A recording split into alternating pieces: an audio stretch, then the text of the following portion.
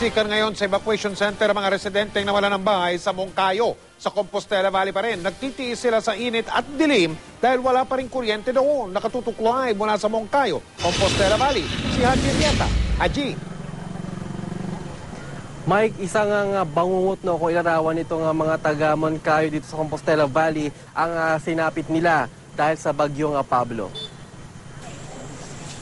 Nangingilid ang luha ni Marlita Moreno, tandang-tanda raw niya kung paano rumagas ang tubig mula sa umaapaw na Agusan River. Kumapit siya sa puno ng nyog para di matangay, kaya nagtamo siya ng mga pasa sa katawan.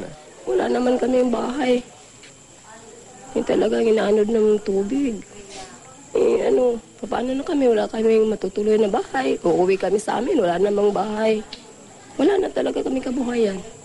Hirap na talaga kami.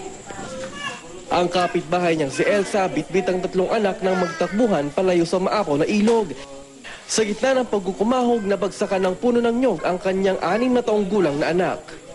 Ano pong nangyari sa kanya, Nay? Kuan man ko na siya sa lubi na ipit. Naipit siya niya. Dayon, pagkaipit na niya ligwatan, kitabangan nga ligwat sa kung mga igsuon mo nang inaana na siya. Buti ho na nahila niyo pa. Daghan man mi, kayo. Ligtas man, bakas ang sariwang sugat sa binti at braso ng anak na si Annalyn. Siksikan ngayon sa evacuation center sa Moncayo Elementary School. Pinaghahatian ng isang kama. Ang mga bata nanlilimahid sa pawis dahil maalinsangan ng panahon. Wala ring supply ng kuryente, kaya nagdilis ang ilan sa kandila. Dahil kulang sa supply ng malinis na tubig, ang iniinom nila, sinalok mula sa balon. Si Mang Joel Aprese na may polio, pahirapan daw ang naging paglikas. Ito ang bahay namin, sir, dyan. Wala kaming kuhan. Wash out na din. Wash out. Dito, nagtutulungan kami nga mag-ama. Mga senior citizen ang magpapa ko. So dito muna sa tent, pansamantalang maninirahan, itong isang pamilyang ito hanggat hindi pa naayos yung kanilang bahay. Isa kasing bahay nila sa mga hinagupit nitong bagyong Pablo. At bagaman na masikip itong lugar ay pagtsatsaga na lang daw nila. Ang importante ay sama-sama silang isang pamilya ngayon. Tanging ang generator set lang namin ang maliwanag. 6 na araw na kasing walang supply ng kuryente rito. Mula nung nag-umpisa yung bagyo, hindi na po namin na-i-charge yung yung cellphone. So hindi nila alam yung nangyari sa inyo dito? Wala po kasi hindi naman talaga dito dumadaan yung bagyo na ganito katindi ang ng bagyo, lakas. So hindi talaga namin alam.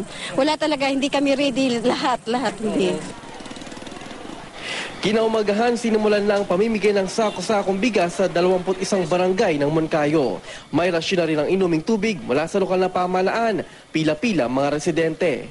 Nandito ako ngayon sa tennis court ng bayan ng Moncayo dito sa Compostela Valley at kung makikita niyo yung paligid, talagang bakas dito kung paano sinalanta ng bagyong Pablo ang kanilang bayan. Pero isa ito sa mga posibleng paglagyan ng temporary shelter para sa mga residente na habang inaayos nila ang kanilang mga bahay. At kasi kasya dito ang mahigit 500 na pamilya at magkakaroon nga ng temporary shelter, sila magkaroon ng tent city kung saan nga panunuluyan muna ng mga pamilyang apektado nito ang bagyong Pablo.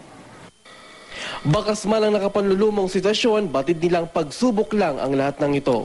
Surviving pa rin tayo kahit na tayo, ngayon lang tayo nakatikim ng bagyo pero survive pa rin tayo. Pasalamat tayo sa Panginoon, buhay pa tayo. Importante kasama pamilya. Kasamang pamilya.